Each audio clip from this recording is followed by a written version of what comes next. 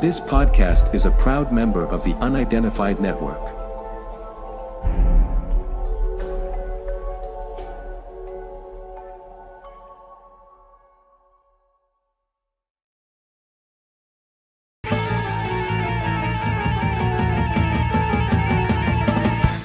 So now, ladies and gentlemen, live and in colour, it's Mr. Wayne Lovejuice.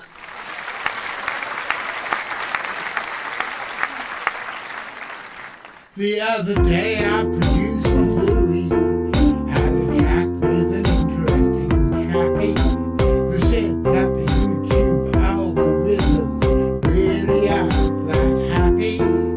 If a channel only broadcasts once a week, so we decided we could text ya whenever we've got a piece of news in our new book on the track extra.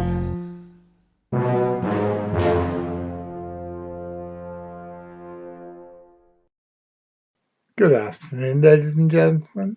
My name is John Downs. I'm the director of the Centre for Fortean Zoology, and welcome to another episode of On the Track Extra. For those of you who don't know, every Wednesday evening at 6:30 for about a quarter of an hour, and every Saturday afternoon at 3 o'clock for about double that, we bring you a mishmash, a mixture, a miscellany, a madrigal, no, I don't mean a madrigal, I mean all sorts of other things beginning with M, of hard science, weird shit, and surreality. What's surreality? Well, I think you'd better ask him.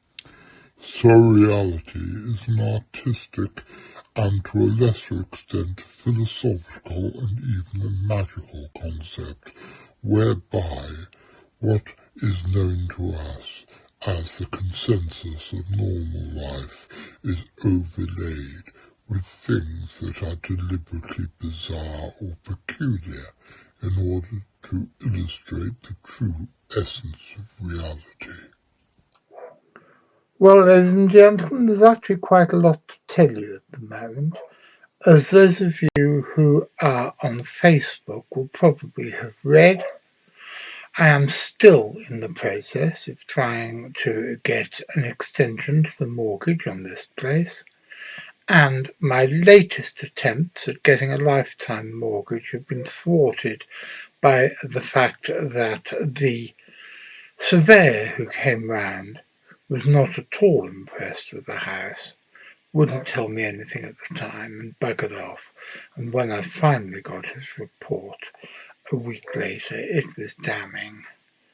However, I believe that if I do manage to get the extension to the mortgage by my current original mortgage providers, I will be able to stay here for another 5 years, and in those 5 years I'll be able to fix all the things which so upset the surveyor, and so all is not necessarily lost.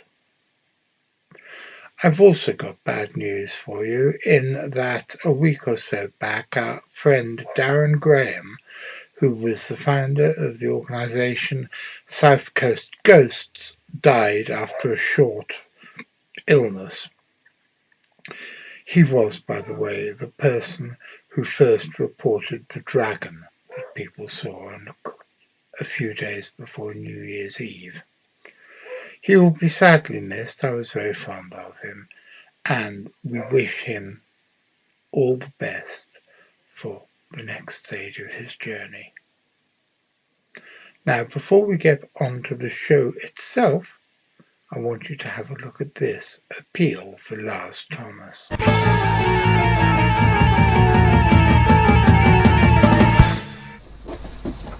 Hello, ladies and gentlemen. My name's John Downs. I'm the director of an organisation called the Centre for Fortean Zoology, which is the largest mystery animal research group in the English-speaking world, and we like to think the best.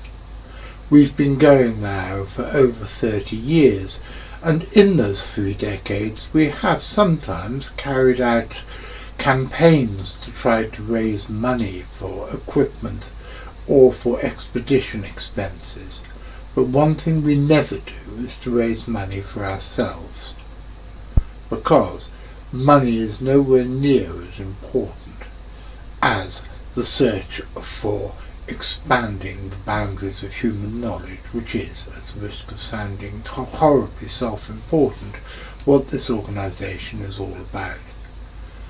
However, we are a family in a very real sense, and there have been times over the years that we have made appeals to raise money for members of the CFZ family who are down on their luck.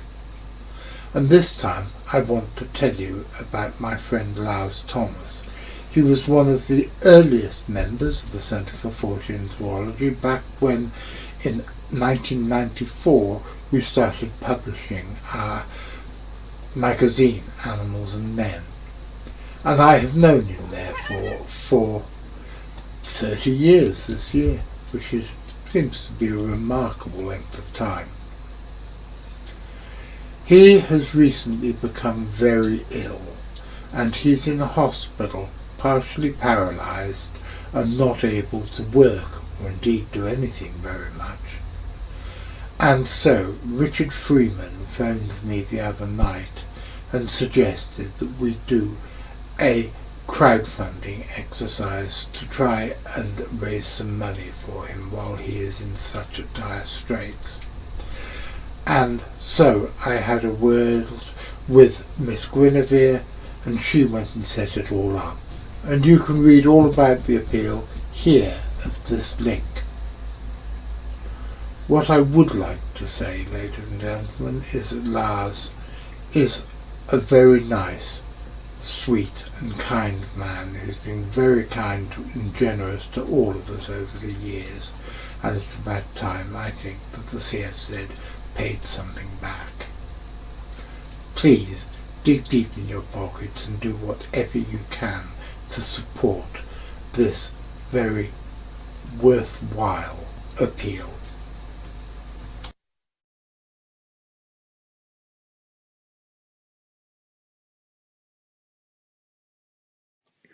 This is another one of those peculiar little stories which I seem to be finding ever more often now on Quora, as I pootle about on Quora waiting for my medication to kick in and for the arms of Morpheus to take me away to a world which is somewhat less unpleasant than the one in which we all live.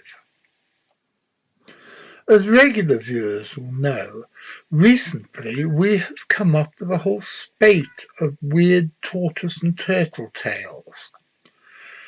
Those of you who have been working within the field of Fortean zoology for any length of time will know that these flaps, as Charles Fort, I believe, called them, of apparently linked but actually disparate stories are something which happens quite often within the annals of Forteana. And so I'm sure most of you aren't going to be even slightly perturbed by the fact that today we have another tortoise story for you. Copulate this. Ladies and gentlemen, here's Freddy the turtle. Well, he's actually a tortoise, but hey, who's complaining? He was trapped in a forest fire in Brazil, and as you can see, he came out alive, but with very serious injuries. Freddy was taken in by a group calling themselves the Animal Avengers, consisting of 4 vets, a dental surgeon, and a 3D designer. After managing to save his life and stabilize him, they used 3D printing techniques similar to those used to create prosthetics to make him a new shell, which they then painted to make it look as natural as possible. Well, I find that an absolutely amazing story. So I decided to have a pootle about on the internet and see what I could find out about this group. Well, it didn't take me long. And the good news is that although the story of Freddy the Tortoise took place back in 2016, and as I've said before, it's one of the most annoying things about Quora is that they present stories undated, so you immediately assume that they're things that only just happened. But this one happened 8 years ago, but it does appear to be true. And on Facebook, there's even footage of the tortoise, Freddy, making his way back to his new life. I haven't included any of that footage here because I'm assuming it's copyrighted, and I am so impressed with these people I don't want to piss them off at first contact. There's all sorts of other stories on their Facebook page, and again I'd like to thank, and you never hear me say this very often, but I'd like to thank those jolly nice people at Meta for making their translation bot so bloody excellent. Because although I speak some very rudimentary Spanish, I speak no Portuguese whatsoever, and I didn't want to have to rely on my ancient copy of English as she is spoke. Now, for those of you who don't know what that is, it is a book originally called O Nova Guia de Conversação em Português e Inglês, commonly known by the title English as She is Spoke. It's a 19th century book written by someone called Pedro Carolino, who was intended as a Portuguese-English conversational guide or phrase book. However, because the provided translations are usually inaccurate or unidiomatic, it is regarded as a classic source of unintentional humour in translation.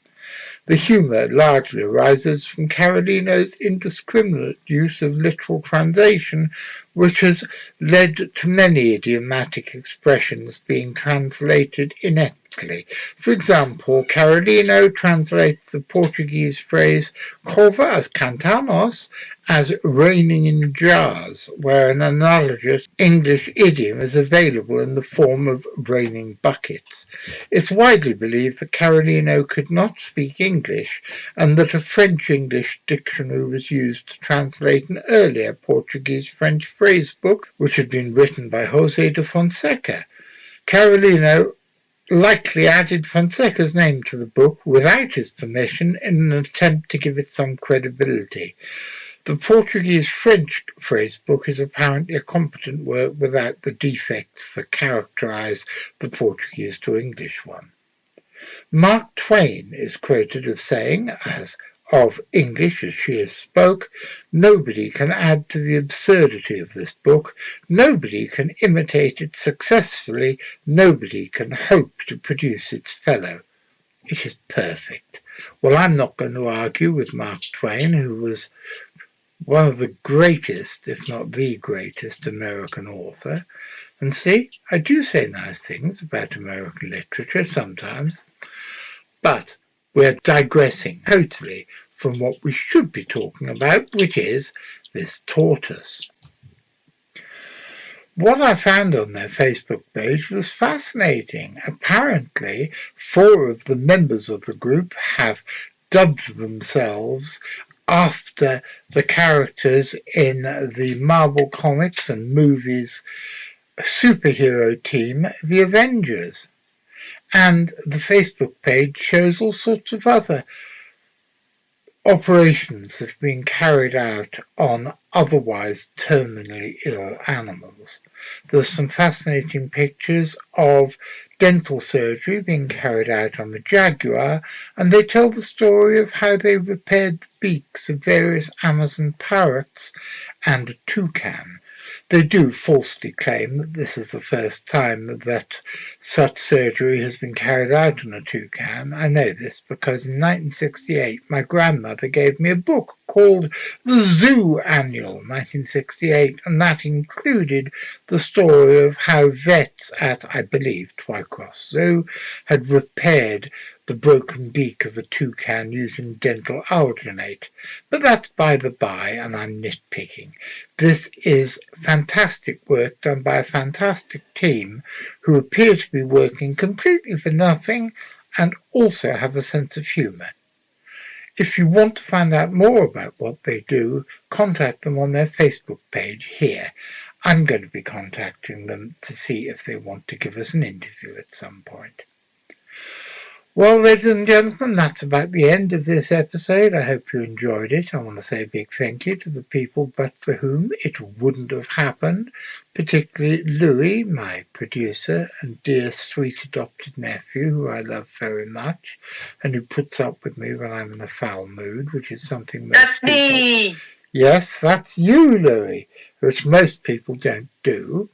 I want to say a big thank you to Graham, my carer and Deputy Director of the Centre for Fortean Zoology, and I want to say a big thank you to Gwyn Palmer, who is a lovely, lovely girl who does all sorts of things for us that you would not believe, and without whom these days I wouldn't be able to run this organisation.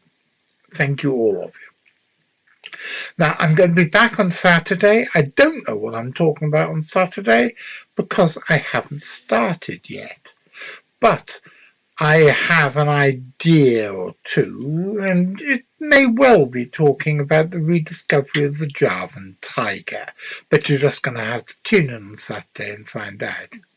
So, if you're watching on Saturday, are you listening to me, Mr. McCrinnan? If you're going to be watching on Saturday, and I'm going to be there doing the live chat and notifications and all the other bumps that I do, then, Mr. McCrinnan, I'll be seeing you.